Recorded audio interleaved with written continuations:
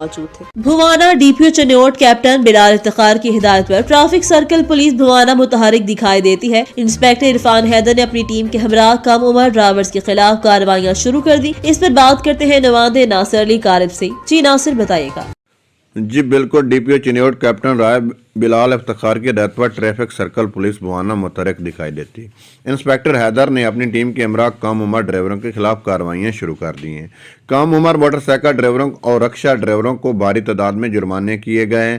اس حوالے سے انسپکٹر حیدر کا کہنا ہے کہ کم عمر بچوں کا ڈرائیونگ کرنا حادثات کا موجب بن رہا ہے۔ اکثر حادثات میں قیمتی جانوں کا ضیاع ہو رہا ہے، جو کہ لمحہ فکری ہے۔ انہوں نے اپنے پیغام میں والدین سے بھی اپیل کی ہے کہ اپنے بچوں کا خاص خیال رکھیں، انہیں گاڑیاں مت دیں تاکہ ان کی وجہ سے اور روڈ پر چلنے والے شہریوں کی زندگی محفوظ رہ سکے۔